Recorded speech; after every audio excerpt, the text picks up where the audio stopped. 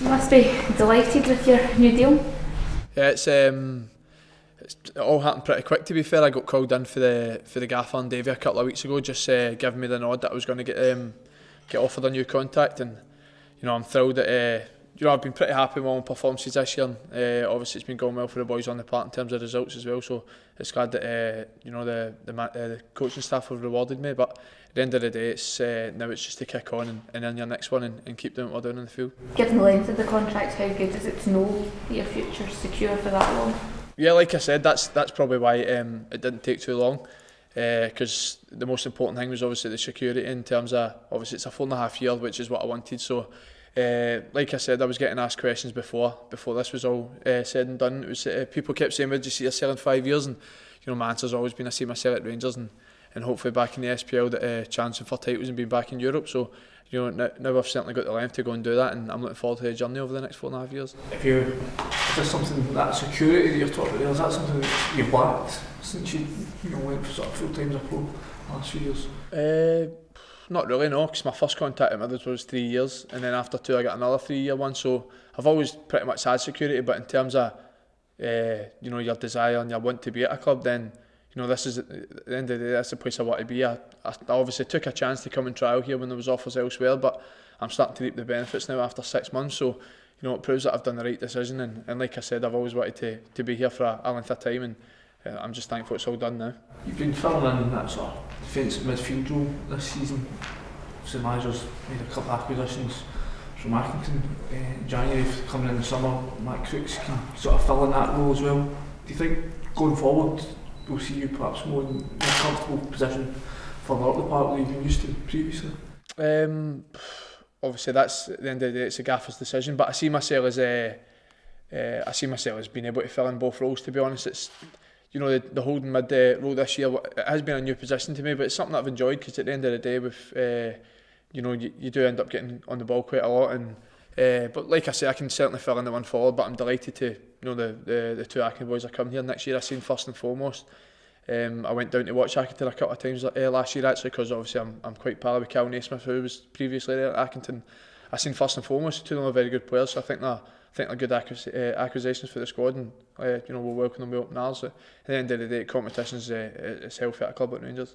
When you look at the role that you're in this now, how much of a learning curve has it been for you, and how have you adapted to it? Have you went out and specifically watched guys who have played in that role? Have you spoke to people who have played in that role before to try and get some advice on how to deal with it? Not really, to be honest. I'm 24 now, I've got plenty of football knowledge under my belt. I've played for quite a long time, so I reckon most football players, if you ask them to fill in any position, they can go and do it, because they know what job's at hand. But at the end of the day, it was going to take me a little run in the game. I run the team in terms of getting to adapt to that position and sort of learn a few things. And at the end of the day, I've played 26 games this season. I'm still learning that position. I'm still learning everything about football. And you'll ask people like Kenny Miller, who's had the career he's had, he's 36. He's probably still learning every day as well. So.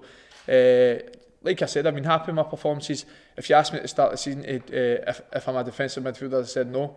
But after 26 games, like I said, I've really enjoyed the position. If the gaffer wanted me to play there for the next 4.5 years, I'd have no qualms about it at all. Talk about the guys coming in now. You've got the security of 4.5 years, but now there's the challenge of guys coming in that look to take your places. Is that now the next big challenge, to try and cement yourself going forward?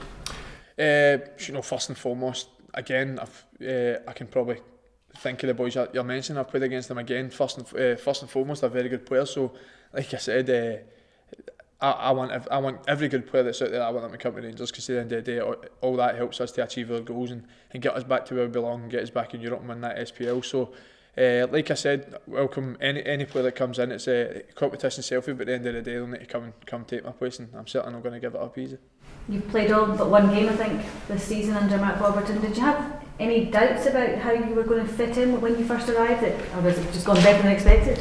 The biggest issue for myself is obviously my first full-time contract was when I was 16, and I've not went through a full season without injury, obviously touch wood.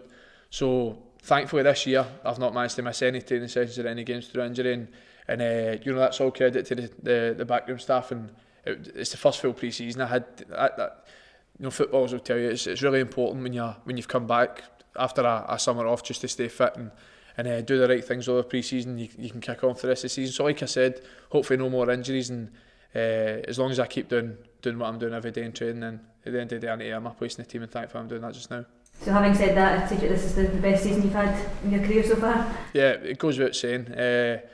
There's not been a lot of downs, to be honest, since I've came here, and it's been by far the most I've enjoyed my football career so far.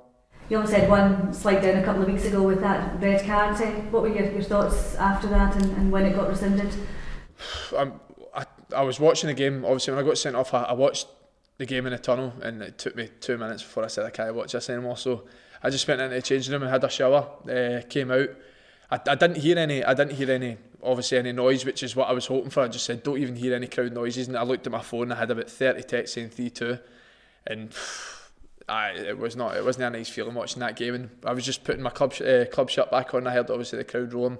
I sprinted to the tunnel, and obviously I seen Maggie scored. To be honest, it was relief more than anything, because obviously I thought it wasn't justified, the red card. Thankfully it got rescinded, and obviously the SFA seen that. But the worst feeling in the world would have been if I let the fans down, the boys down, and we end up drawing that game, because it would have been injustice in itself, because at the end of the day we're the better team against Hibs that day.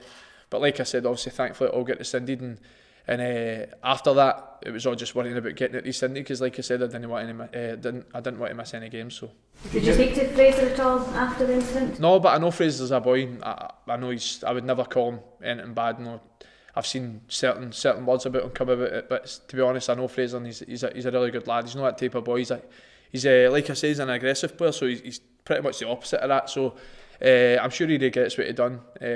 Obviously, when they got offered the 2-game ban, he accepted it, so he probably knew his sell. But like I said, no hard feelings, and I think he'll be back this weekend. So all the best to him. Does that just show the passion and everything that was going on at that time? Exactly, because at the end of the day, like the passion, I was wrong on my side as well. I shouldn't have reacted. At the end of the day, if I didn't think it was a red card, but I shouldn't have put myself in that situation to give the referee a decision. So, and when I watched the replays on the telly, to be honest, from Bobby Madden's angle, it probably did look like I headbutted him, but obviously that wasn't the case. And like I said, it's a massive game. It was a full house. Sometimes your passion get the better of you, but that's something I'm obviously going to control, because there's going to be other big games like that ahead.